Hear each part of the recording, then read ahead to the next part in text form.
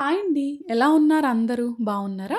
ఈరోజు మన వీడియో వచ్చేసి గులాబీ పువ్వులు రెసిపీ చేసుకుంటున్నామండి. ఈ కరకరలాడే గులాబీ పువ్వులు చిన్న టిప్స్‌తో చాలా ఈజీగా, సింపుల్‌గా ఎలా చేసుకోవాలో మరి వీడియోలో చూసేద్దామండి.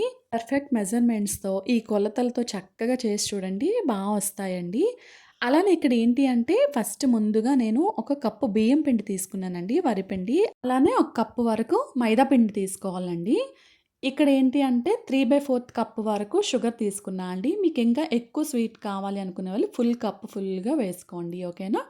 ఇక్కడ మెజర్‌మెంట్స్‌తో అయితే 3/4 కప్ అనేది కరెక్ట్‌గా సరిపోతుందండి. ఇప్పుడు ఈ మూడిటిని ఏంటి అంటే చక్కగా ఇలా కొంచెం స్పూన్‌తో అలా మిక్స్ చేసుకోండి.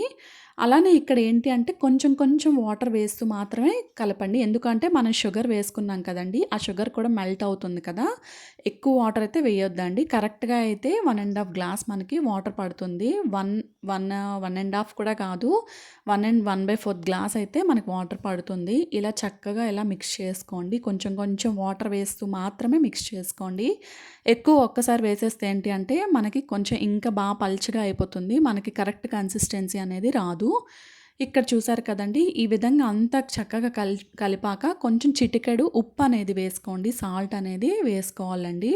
ఇప్పుడు ఇది వేసుకున్నాక ఇంకా కొంచెం మనం మిక్స్ చేసుకోవాలి. ఇప్పుడు చూసారు కదండీ! కన్సిస్టెన్సీ అనేది కొంచెం ఇలా ఉండాలండి. అలా అని పల్చగా ఉండకూడదు. అలా అని థిక్‌గా ఉండకూడదండి. మీడియంలో ఉండాలి. ఇది గులాబీ గుత్తండి. ఇది మనం వీటితోనే మనం వేసుకుంటాం. మనకి బయట అవైలబుల్‌గా ఉంటాయి కదా! దీంతో ఏంటి అంటే ఇది డైరెక్ట్‌గా ఇలా పెట్టేసి వేయకూడదండి ఆయిల్‌లో. ఆయిల్ అనేది మనకి హీట్ అవ్వాలి. హీట్ అయ్యాక ఈ గులాబీ గుత్తనేది ఒక 5 మినిట్స్ పాటు ఈ ఆయిల్‌లో డిప్ చేయాలండి.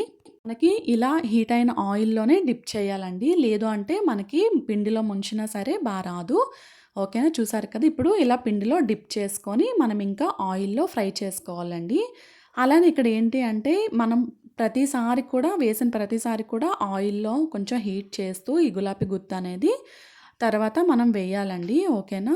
చూసారు కదండీ! ఇప్పుడు ఏంటి అంటే కొంచెం ఇలా ఒక 2 సెకండ్స్, 3 సెకండ్స్ ఇలా ఉంటే వచ్చేస్తుందండి. గులాబీ పువ్వు అనేది సెపరేట్ అవుతుంది. కాకుంటే ఏంటి అంటే ఫస్ట్ ఒక 2, 3 అనేవి రావండి. ఇన్ కేస్ మీకు రాదు అనుకుంటే ఫోర్క్‌తో కూడా కొంచెం తీసేస్తే సెపరేట్ అయిపోతుందండి. అలానే ఇక్కడ మనం పిండిలో ముంచుకుంటాం కదండీ!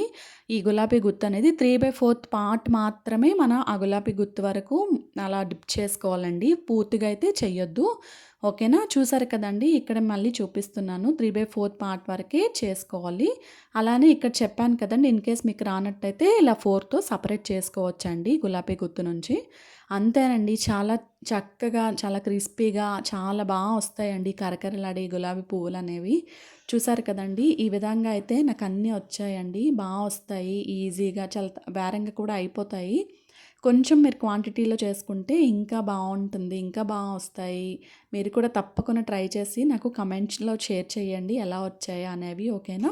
చూసారు కదండీ! చాలా క్రిస్పీగా వచ్చాయండి. అలానే ఏంటి అంటే ఎక్కువ ఫ్రై చేయొద్దండి.